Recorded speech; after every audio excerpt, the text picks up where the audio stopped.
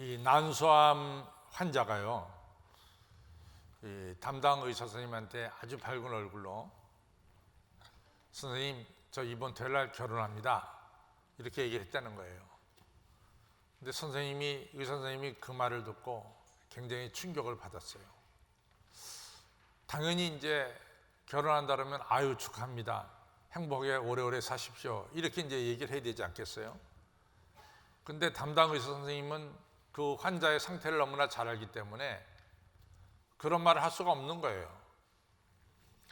그래서 한참 멍하니 서 있다가 그 남편 알아요? 그 신랑이 이 항암 치료받고 있는 거 알아요? 그랬더니 안다 그렇게 얘기를 하죠.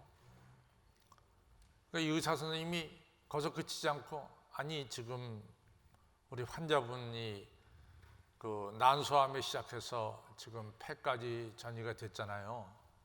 그래서 지금 항암 치료하는 것은 완치가 목적이 아니라, 치료가 목적 아니라 생명 연장이 목적 아닙니까?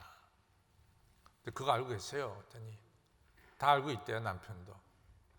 근데 이제 의사 선생님이 이렇게 얘기하는 이유는 자기가 겪었던 경험 중에 하나가 뭐냐면은 제가 치료하는 남자 이 환자가, 폐 환자가 있는데, 폐암 환자가, 이 남자 이 환자가 2주 전에, 이제 그 사건이 일어나기 2주 전에 신부하고 결혼을 했어요. 결혼하고 나서 2주 후에 신부가 자기가 결혼한 신랑이 폐암 환자인 걸 알고 또 병원 치료를 받고 있는 걸 알았단 말이죠. 그래가지고 이걸 갖다가 자기 친정 아버지한테 얘기했는데, 친정 아버지가 얼마나 화가 났던지 치료받는 이 환자한테 찾아와서, 병원까지 찾아와서 의사 선생님 본 앞에서 그냥 뺨을 때리더래요. 이놈아, 이렇게 거짓말하고 결혼하는 법이 어디냐? 너 내 딸 신세 망치려고 결혼하느냐? 그래서 이 난리를 한번 겪었다는 거죠. 근데 실제로 이런 난리들이 있어요.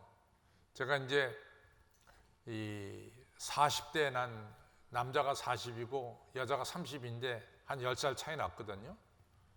이제 우리 사람도 잘 알고 있지만, 제가 한일교회인데 이 결혼식을 나이가 남자 40이고 여자 30이고 다 컸잖아요. 와서 또 교회 다니고 있으니까 목사님 줄에 서달라고.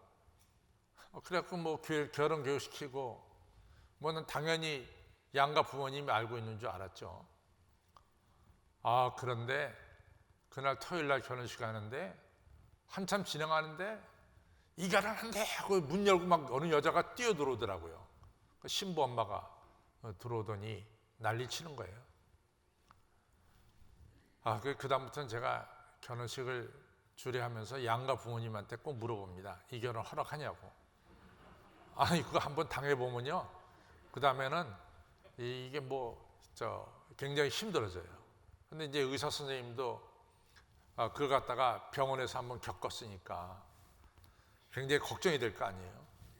그러니까 당신이 암 환자인 걸 아느냐? 신랑이 압니다.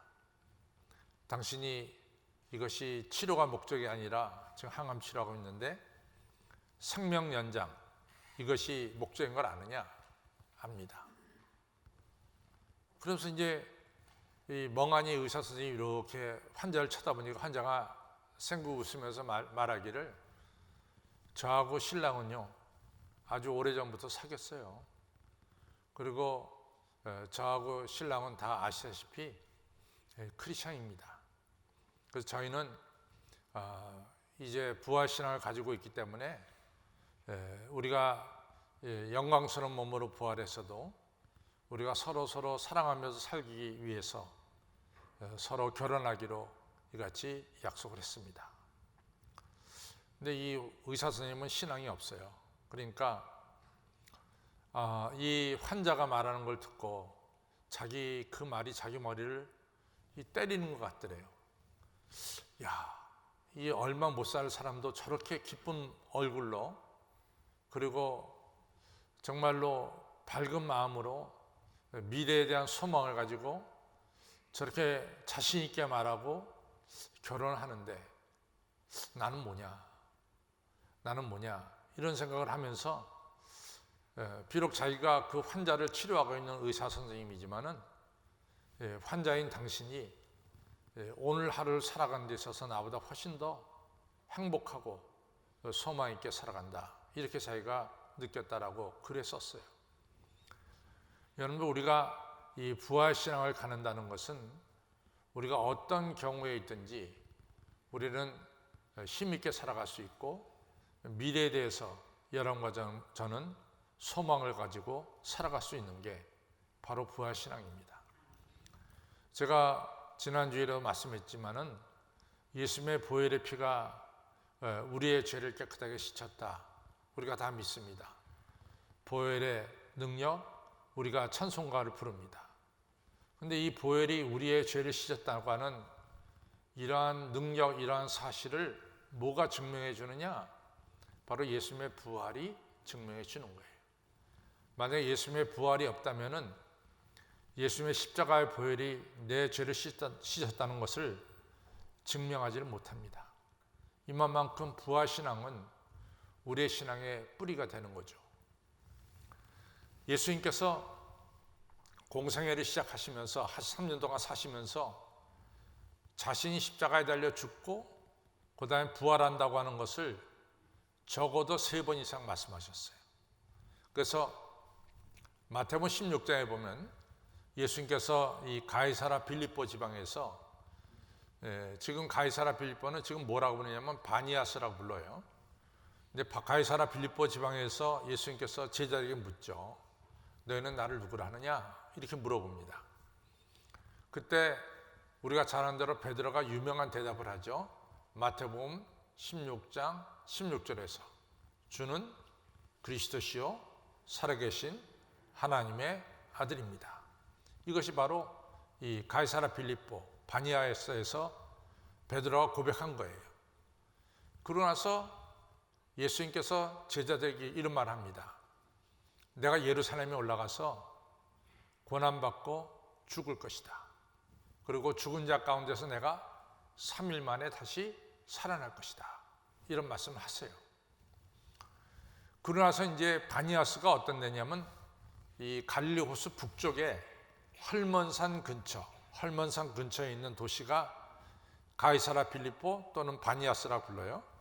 거기서 남쪽으로 내려오면은 갈릴리 호수가 있고 거기에 이제 갈릴리 지역이 있습니다. 마태복음 17장 그 다음 장에 예수님께서 갈릴리로 이동하셔서 2번째 말씀하십니다. 내가 예루살렘에 올라가서 고난받고 죽을 것이고 그리고 죽은 자 가운데서 내가 3일 만에 다시 살아날 것이다. 2번째 말씀하신 거예요. 그리고 예수님께서 이제 북쪽에서 남쪽으로 이제 내려오십니다. 그래서 중간 지역에 있는 예루살렘에 도착하기 전에 다시 한번 마태복음 20장에서 예수님이 3번째로 말씀하십니다. 내가 예루살렘에 올라가서 고난받고 죽을 것이고 또 죽은 자 가운데서 내가 3일 만에 부활할 것이다. 이 사실을 말씀했어요. 그러니까 예수님은 3번 얘기하셨어요. 내가 십자가에 달려 죽을 것이고 또 죽은 자 가운데서 3일 만에 부활할 것이다. 그러고 나서 우리가 한 대로 예수님은 여러분과 저의 죄를 대신 지시고 십자가에 달려 죽으셨어요. 그리고 3일 만에 부활하셨습니다. 이 얘기는 뭐냐? 예수님 말씀하신 것이 그대로 다 십자가에 달려 죽으셨어요. 내가 죽는다 그랬는데 십자가에 달려 죽으셨어요. 이것이 뭡니까? 아멘이요. 진실로 그렇게 되었습니다. 또 3일 만에 죽은 자 가운데서 부활하셨어요. 예수님 말씀하신 대로 그렇게 다 됐습니다. 그것을 가르쳐서 우리가 뭐라고 말해요? 아멘이라고 말해요. 아멘은 예수님 말씀하신 것이 확실합니다. 예수님 말씀하신 대로 그대로 될 것입니다. 그것이 아멘이에요. 우리가 기도를 드리죠. 누구의 이름으로? 예수님의 이름으로. 그 기도가 그대로 이루어질 것입니다. 그것이 뭐예요? 아멘이란 말이에요. 그래서 오늘 설교 제목은 뭡니까? 부활 아멘이요. 그래서 예수님께서 십자가에 달려 죽으신다? 그것이 그대로 이루어졌어요? 아멘이죠. 예수님이 죽은 자 가운데 3일 만에 살아난다? 그대로 이루어졌죠. 따라서 부활 아멘. 이것이 오늘 설교 제목입니다. 여러분과 저가 이 땅에 살면서 이 부활 신앙을 가지고 산다는 것은 우리를 얼마나 담대하게 만들고 또 우리를 이 소망을 가진 사람으로 어떤 경우에든지 산 소망을 가지고 살아가는 이런 사람으로 만들어주는지 모릅니다. 그래서 부활 신앙이 굉장히 중요한 거예요. 그래서 오늘은 저는 늘 성경을 읽으면서 이런 이 간절한 게 있어요. 왜냐하면은 이사야가 사실은 우시아 왕의 친족이었어요. 근데 이사야가 성전에 참 드나들었지만도 이사야에게 정말로 확실한 신앙이 있었느냐? 그건 잘 모르겠어요. 근데 이사야 6장에서 이사야가 자기가 믿던 우시아 왕이 문둥병 걸려 죽거든요. 그러고 나서 이사야가 성전에서 하나님의 영광을 보게 됩니다. 그 다음에 이사야는 바뀌는 거예요. 그 다음부터 이사야는 우리가 말한 대로 이사야서 66장 예언의 말씀을 증거한 이사야로 바뀌는 거예요. 또 에스겔도 마찬가지예요. 에스겔도 제사장이었지만은 에스겔이 바벨론 포로로 끌려갔을 때 그발강가에서 노동하고 있을 때 영광의 주님을 하나님을 뵙게 돼요. 그때 에스겔은 바뀝니다. 하나님의 복음을 증거하고 포로된 사람들에게 소망을 주는 귀한 예언자로 바뀌게 되는 거죠. 저는 출애굽기 33장에 모세가 늘 이런 말을 하죠. 하나님, 저는 하나님의 영광을 보기를 원하나이다. 그래서 우리가 출애굽기 33장에 보면 모세는 하나님의 등을 보는 축복을 받게 되는 거죠. 그래서 이 주일날 우리가 예배 드릴 때 부활의 주님, 영광의 주님이 이 자리에 임재하셔서 여러분과 저가 어떤 모양으로든지 부활의 주님, 영광의 주님을 만나 뵙는 이러한 축복이 있기를 위해서 사실은 저는 늘 기도합니다. 어제도 우리가 이제 장례식을 치르고 와서 어제 교회 아마 7시 넘어 도착했어요. 그래가지고 이제 다들 가고 저도 뭐 이렇게 대강 정리하고 집으로 가기 전에 제가 꼭 기도하는 자리에 올라와서 기도했습니다. 하나님, 내일 거룩한 주일인데 이 거룩한 주일날 우리 성도님들이 우리 예배를 받으시는 부활의 주님 뵙기를 간절히 소원합니다. 하나님 그 은혜와 축복을 베풀어 주시옵소서. 그렇게 기도를 했어요. 여러분과 저가 오늘 부활주일 다음 첫 번째 주일 이 예배 때 여러분과 저도 부활의 주님을 만나 뵙는 귀한 축복이 있기를 주님의 이름으로 축원합니다. 우리가 복음서에 보면 요한복음 20장에 보면은 막달라 마리아가 이제 오늘 주일 새벽에 예수를 모셨던 그 시신을 넣었던 무덤에 갔어요. 근데 성경은 말씀하기를 아직 어두웠더라 그랬어요. 캄캄한 밤이었습니다. 그때 이 막달라 마리아가 간 거예요. 갔더니 예수님 무덤 앞에 있었던 돌은 옮겨졌고, 그리고 예수님 시신을 누웠던 무덤을 이렇게 들여다보니까 무덤이 빈 무덤이야. 시신이 없어졌어요. 예수님이 시신이 없어졌어요. 그러니까 깜짝 놀래가지고 이 막달라 마리아가 그냥 산 밑으로 내려와서 제자들 모인 곳에 가서 말합니다. 예수님 시신이 없어졌다고. 그러니까 베드로하고 요한이 그 얘기를 듣자마자 벌떡 일어나가지고 이같이 예수님 모셨던 무덤에 갔어요. 가는데 이제 성경은 자세하게 말하고 있습니다. 베드로는 나이가 많고 요한은 나이가 젊습니다. 그래서 둘이 똑같이 뛰었지만은 요한이 먼저 예수님 모셨던 무덤에 도착하고 그 다음에 베드로가 도착했어요. 근데 요한이 먼저 무덤 안에 들어가지 않고 베드로가 올 때까지 기다렸다가 베드로가 먼저 들어가 본 뒤에 요한이 들어가 봤다라고 요한복음 20장은 자세하게 그것을 설명하고 있습니다. 베드로가 들어가 보니까 정말 시신이 없어졌어요. 예수님을 싸맸던 이 세마포가 잘 개켜져 있고 또 예수님 얼굴을 감쌌던 수건도 잘 개켜져 있습니다. 예수님 시신이 없어진 거예요. 베드로가 여러 가지 생각을 했겠죠. 근데 베드로의 생각을 거기서 다 성경은 말하지 않습니다. 근데 그 다음에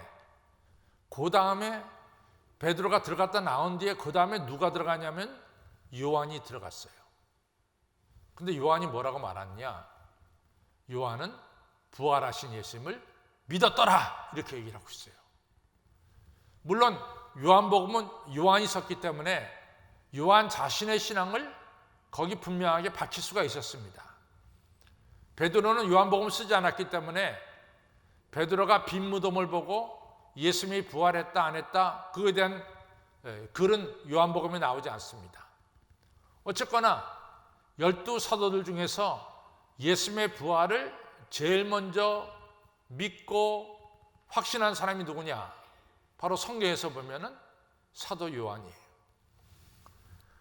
근데 요한은 아시다시피 다른 제자들과는 다르게 다른 제자들은 야고보도 빨리 순교하고 베드로도 순교하고 다른 제자들도 다 순교합니다. 근데 요한만큼은 이 순교를 하지 않고 예수님 부활 승천하신 뒤에 60년 내지 70년을 더 살다가 하늘나라로 올라가셨어요. 근데 요한이 살던 60년과 70년은 참으로 쉬운 시대가 아닙니다. 아시다시피 네로 황제가 이같이 예수 믿는 사람들을 죽이기 시작하죠. 또 사도 요한이 살던 시대에 도미티안이라는 로마 황제가 예수님을 믿는 자들을 갖다가 박해하고 죽이기 시작합니다. 그래서 이 사도 요한을 도미티안 황제가 죽이려고, 왜냐하면 이 사도 요한은 절대로 로마 황제에게 숭배하지 않고 오직 예수님만이 주님이라고 증거하고 있고, 또 사도 요한이 너무나 생생하게 부활하신 예수님을 증거하니까 이 기독교가 점점점 부흥하는 거예요. 사도 요한이 특별히 에베소에서 활동했는데 에베소에서 많은 사람들이 예수님을 믿는 역사가 일어나는 거예요. 그러니까 로마 황제 도미티안이 이 사도 요한을 붙잡아다가 어떻게 했냐면 끓는 기름가마 속에 던져 넣었다 그래요. 그런데 머리카락 하나 상관없이 사도 요한이 살아나는 거예요. 마치 우리가 알다시피 다니엘서 6장에 이 굶은 사자굴 속에 이 다니엘을 던져 넣었을 때 다니엘이 머리카락 하나 상관없이 살아난 것처럼, 또 끓는 가마솥에 아시다시피 사드락과 메삭과 아베드노고를 집어넣는데 살아난 것처럼 사도 요한이 끓는 가마 속에 살아난 거예요. 그러니까 도미티안 황제가 야 이거 이래서 안 되겠다, 이걸 갖다 사람이 없는 곳으로 보내야 되겠다. 에베소가 제가 큰 도시라고 말했죠. 그 당시에 이제 세 번째 가는 큰 도시라고 얘기했어요. 그래서 에베소에서 끌어내가지고 에베소 바로 근처에 항구 이름이 뭐냐면 쿠사다시라는 항구입니다. 쿠사다시 항구에서 배를 태워서 한 40km 떨어진 곳에 돌로 된 섬이 있어요. 그 섬이 반모섬입니다. 그래서 이 사도 요한을 사람과 접촉하지 못하게 하려고 반모섬으로 유배시킨 겁니다. 그래서 오늘 우리가 읽은 대로 반모섬에서 이 사도 요한이 영광의 주님, 부활의 주님을 만나 뵙게 되는 놀라운 역사가 오늘 성경에 기록되고 있는 거예요. 그런데 이 사도 요한이 반모섬에 가기 전까지 60년 내지 70년 동안 얼마나 많은 핍박을 받았는지 몰라요. 그러나 그런 가운데서도 사도 요한이 굳굳하게 설 수 있었던 것은 하나입니다. 부활하신 예수님을 만난 거예요. 부활신앙을 가지고 있었던 겁니다. 부활신앙이 어떤 경우에 있든지 이 사도 요한을 하여금 흔들리지 않고 굳건하게 하나님을 찬양하며 힘차게 살아갈 수 있도록 만들어 주셨어요. 그것이 바로 뭐냐? 부활 아멘입니다. 부활 신앙입니다. 마틴 루터가요, 보름 쓰러 가는 곳에서 종교 재판을 받게 됐죠. 그 당시에 교황하고 마틴 루터하고는 상대가 안 되죠. 마틴 루터는 이제 죽게 된 거예요. 마틴 루터가 한 기도문이 그대로 남아 있습니다. 하나님, 제가 여기 서 있습니다.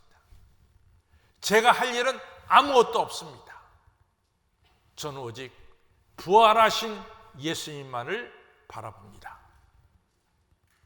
부활하신 예수님을 바라봄을 통해서 그가 종교재판을 받을 때 담대하게 설 수가 있었죠. 영국의 왕들 중에 메리라고 하는 여왕이 있어요. 근데 이 메리 왕은 참 지독한 여자예요. 그 당시에 청교도들, 크리스찬들, 개신교들을 죽이는데, 제가 이 영국의 사형법이 무서운 게 있다 그랬잖아요.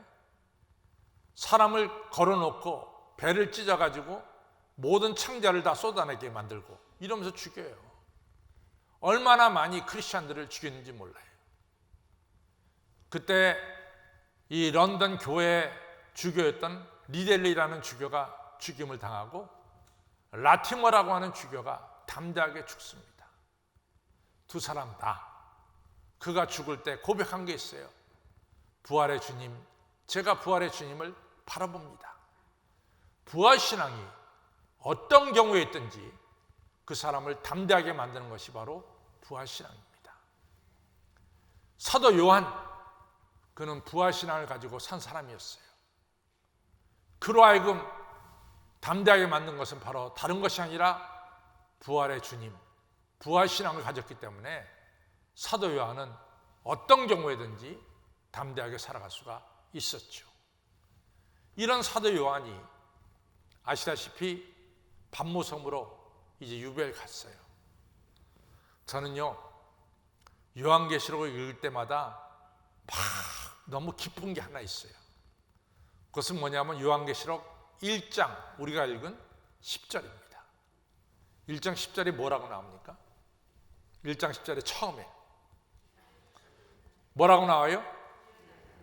주의 날이라고 나오죠. 예? 주의 날은 언제를 가리키나?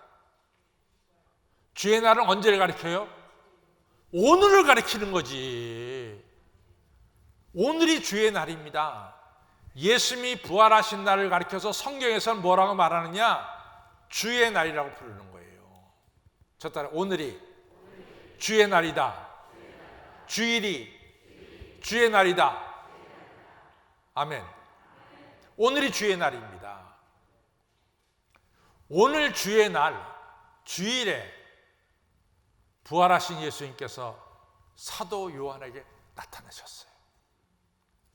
사도 요한이 주일의 날을, 부활하신 주님을 생각하면서 예배드릴 바로 그 시간에 부활의 주님이 사도 요한에게 나타나신 거예요. 얼굴은 태양처럼 빛나고 머리카락은 하얗고, 그 다음에 제사장 옷을 입었는데 발에 끌리는 옷을 입었고, 허리에는 황금으로 된 띠를 띠었고, 그렇죠? 예수님의 눈은 불꽃 같은 눈이었고, 예수님의 입에서 나오는 말씀은 맑은 물소리와 같았고, 예수님께서 이 서 있는 예수님의 발은 주석으로 빛난 주석 같은 발이었고, 이러한 예수님에 대해서, 영광스러운 예수님에 대해서 이 사도 요한이 자기가 본 그대로 묘사하고 있습니다. 예수님이 7 금초대 사이를 지나다시는 예수님을 보았고, 7 뼈를 손에 들고 계시는 예수님을 보았습니다. 그러면서 이 영광스러운 예수님의 모습을 자세하게 설명하고 있는 거예요.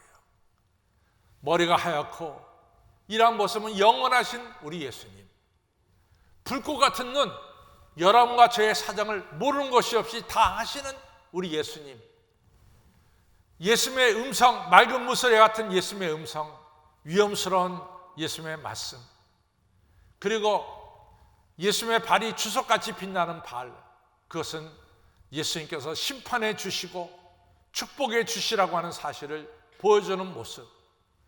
예수님께서 일곱 금쳤다 자회를 다니는 것은 바로 오늘 우리 교회를, 이 세상의 교회를 주관하시는 예수님, 일곱 별을 손에 드신 예수님, 교회 모든 목회자들을 손에 붙잡고 계시는 예수님, 이러한 예수님의 모습을 자세하게 사도 요한이 말씀하고 있습니다. 그런데 이 예수님을 언제 보았다고요? 주일에 본 거야. 오늘 바로 주의 날에 본 겁니다. 성도 여러분, 오늘이 바로 여러분과 저는 예수님처럼, 우리 사도 요한처럼 부활의 주님을 뵙는 날임을 믿으시길 바랍니다. 오늘이 무슨 날이라고요? 주의 날은 무슨 날이라고요? 부활하신 예수님을 뵙는 날입니다. 저 따르세요. 오늘은 주의 날인데 제가 부활의 주님을 뵙는 날입니다. 아멘. 뵙는 날입니다. 오늘 여러분과 저는 부활의 주님을 뵙기를 주님의 이름으로 축원합니다. 제가 처음에도 얘기했듯이 이사야가 된 것은 이사야 6장에서 영광의 하나님을 뵌 거예요. 모세가 된 것은 바로 출애굽기 33장에서 하나님의 영광을 본 거죠. 여러분, 베드로가 무슨 얘기합니까? 베드로서 1장 2절에 3절에 말하기를, 내가 거룩한 산에 올라갔을 때 내가 영광스러운 주님을 배웠습니다. 그리고 하늘에서 소리가 들리기를, 이는 내 사랑하는 아들이요 내 기뻐하는 자니 너는 그의 말을 들을지어다. 저는 그 음성을 들었습니다. 영광스러운 예수님의 모습, 하늘로부터 들리는 하나님의 음성, 제 마음속에 지금 살아 역사하고 있습니다. 나는 살아있는 동안에 이 영광스러운 예수님을 제가 증거하는데 열심을 다하겠습니다. 베드로로 하여금 강하고 담대하게 만든 것이 뭐냐? 바로 영광스러운 예수님을 배웠던 그 사건입니다. 사랑하는 성도 여러분, 오늘 주의 날, 주님의 날에 여러분과 제가 다 부활하신 예수님 뵙기를 주님의 이름으로 축원합니다. 거기서 끝난 게 아니에요. 저는 더 저를 전율시키는 게 있어요. 여러분들 17절을 보세요. 17절을 같이 보겠습니다. 17절 같이 읽겠습니다. 시작.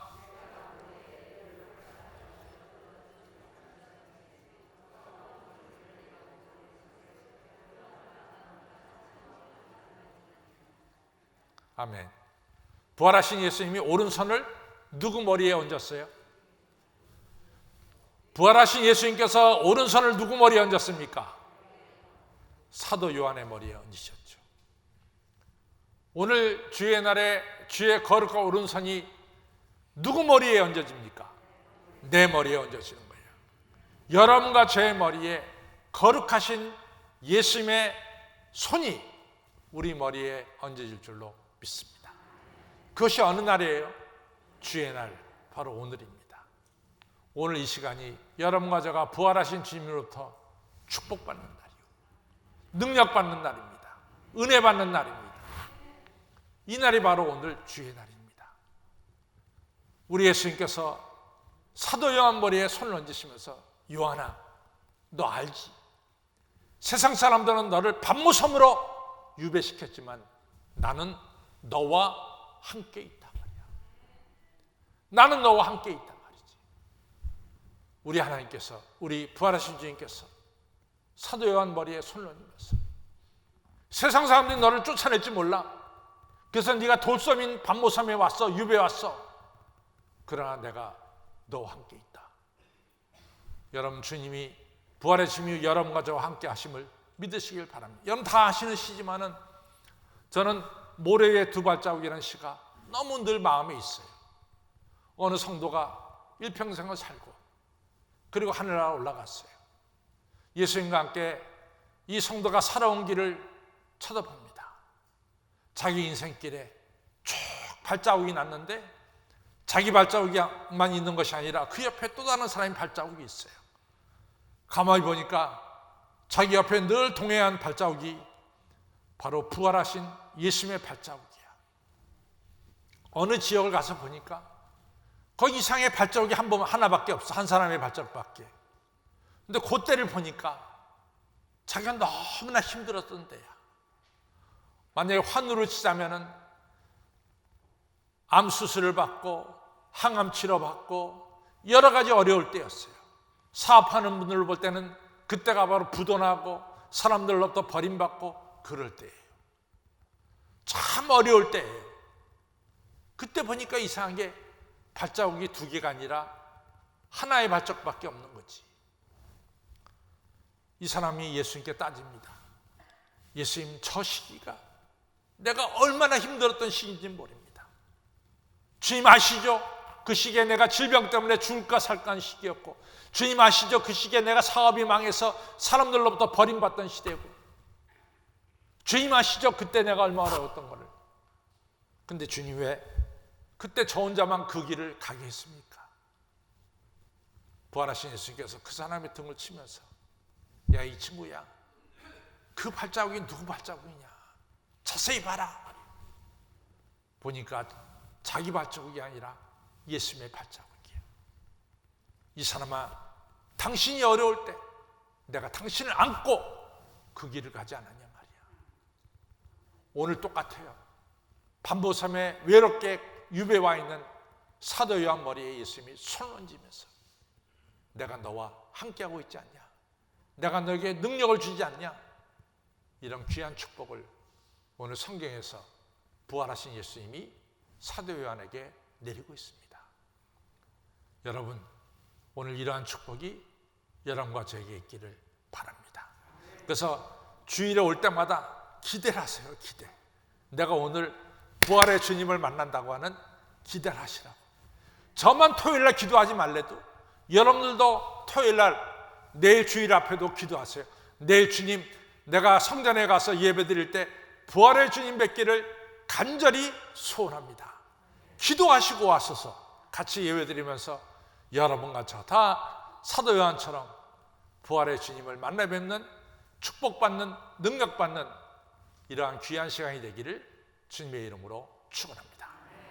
다 같이 일어나 찬송가 우리